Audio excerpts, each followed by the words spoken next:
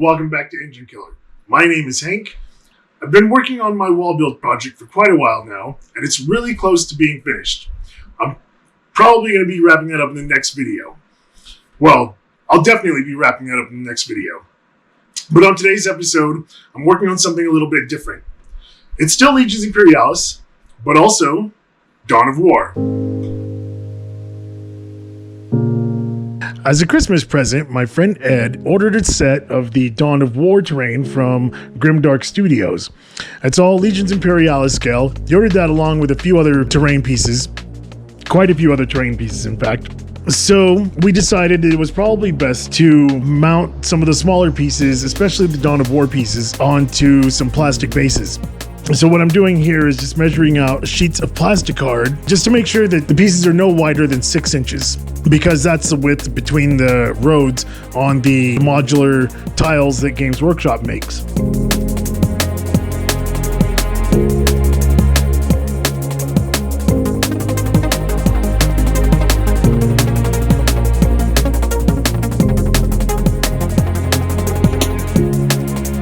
And then here I'm just cutting those down to size, and then what I'm going to do is, because this plastic card is kind of flimsy, I'm going to go ahead and cut 2 pieces to the same size, then glue them back to back, and then glue the terrain on top of that.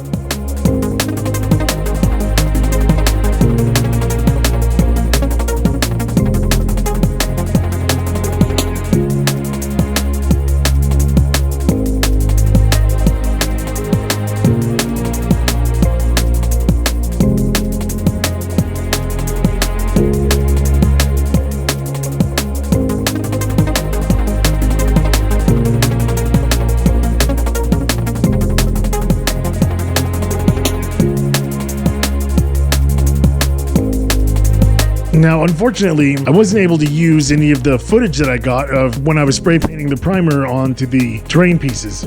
There was some kind of problem with the lighting, and ultimately the footage is all just unusable.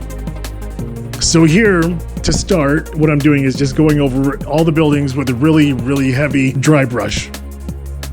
More like a wet brush. I'm basically just trying to hit everything with as much white as I can, but leave a lot of gray just in the recesses.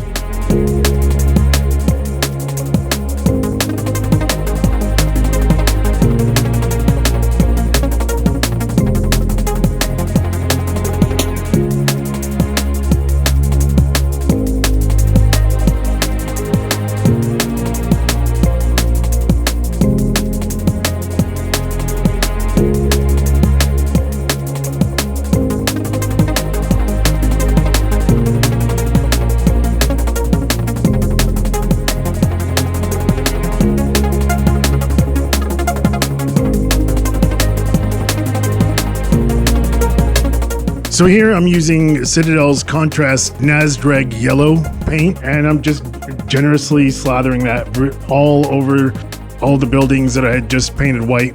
Basically, this is slap chop, but using just one color. It's also really similar to how I used to paint yellow, although before what I would do is I would paint whatever I was going to paint white, then yellow, and then go over the entire area with a sepia wash, and it pretty much comes out looking just like this.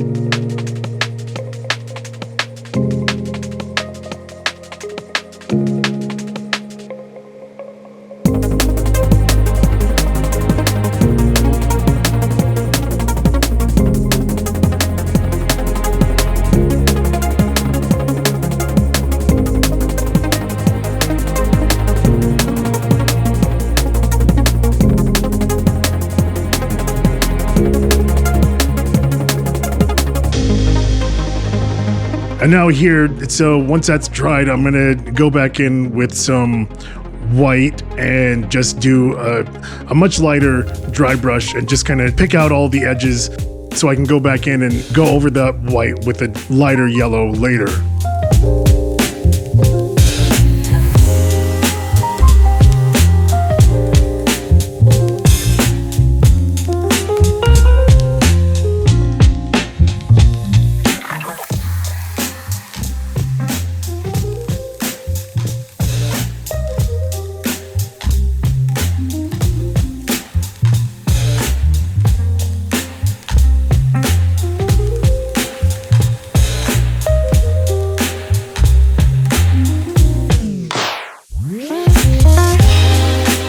Now the yellow that I'm using to do all the highlights, to go over all of the white dry brushing with, this is actually a really, really old Citadel paint from late 80s, early 90s, a sunburst yellow.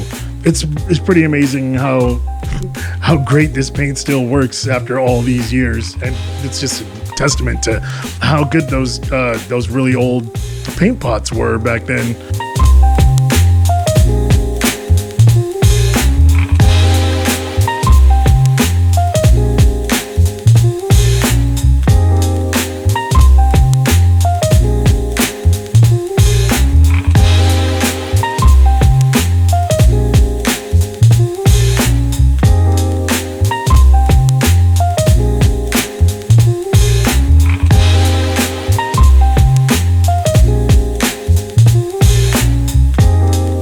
This is probably one of my new favorite tools to have, and these are the AK paint markers.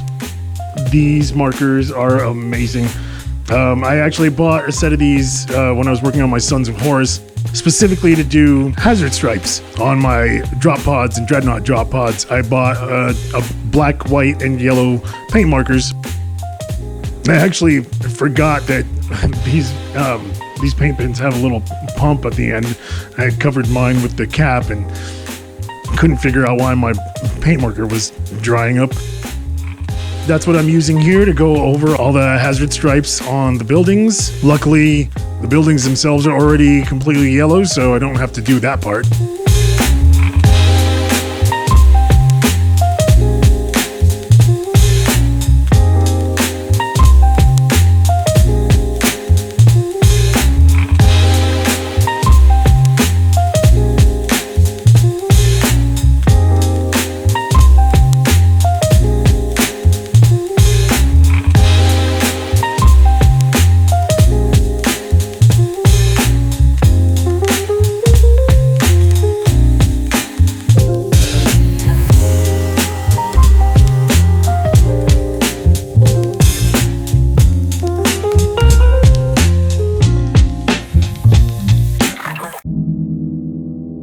Now, I talked about it a little bit before in another video, how I'd used a couple different colors to make my own sort of gunmetal. And these are the two paints that I used. They're both Army Painter paints, plate mail metal, which is really similar to bolt gun. And then I just mixed that with their matte black air paint. And then I'm just using that gunmetal to go over all of the metal bits, just to really kind of break up all of the yellow, you know, and pick out anything that looks like it should be unpainted, might have been left unpainted metal.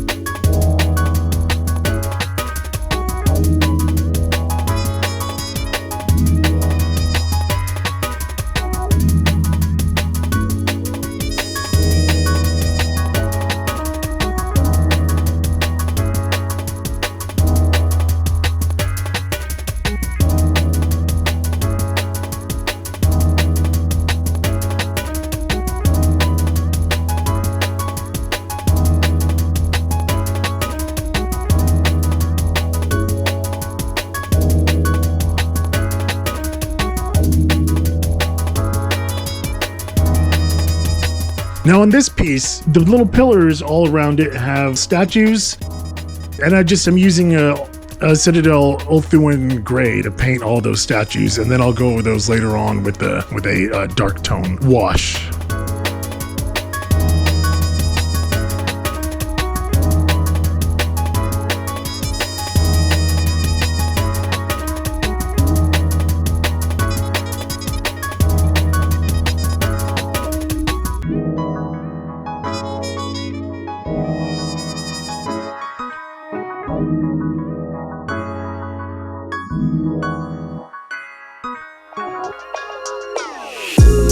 So one of the other things that I like to do is kind of break up some of the metallics and use some different color metallics, such as warp lock bronze or some golds.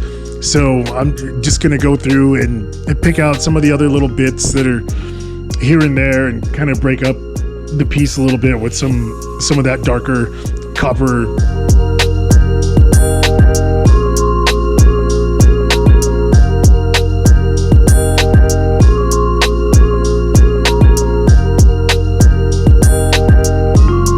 For the gold, I'm using one of my gold paints from the Metal and Alchemy set from Scale Paint.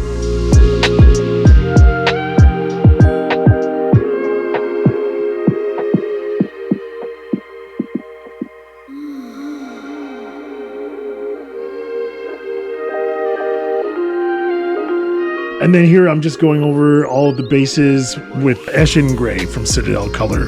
This is just the first coat. I'm gonna have to come back over it later. I just wanted to cover up some of the whites and yellows that are kind of all over the base and just kind of give it a unified color for now.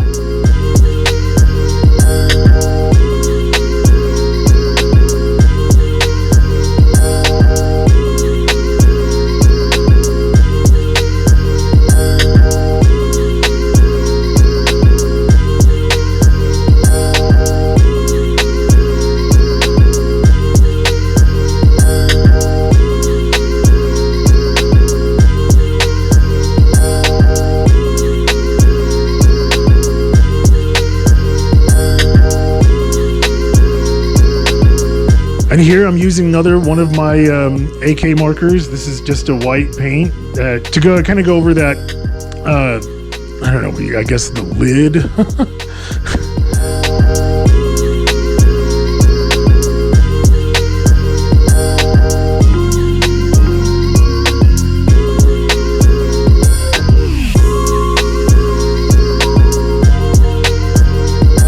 And here I'm getting pretty close to the end. Most of the main work is done. So at this point, what I'm doing is I'm just going to go through with a piece of pluck foam and using that plate mail metal from Army Painter and just dab that all along the edges just to kind of look like battle damage. And then once that's done, I'm going to go over everything with Army Painter's dark tone wash. Not too heavy. I mean, mostly just kind of like over the metal bits that I've just dabbed on, and then around the edges.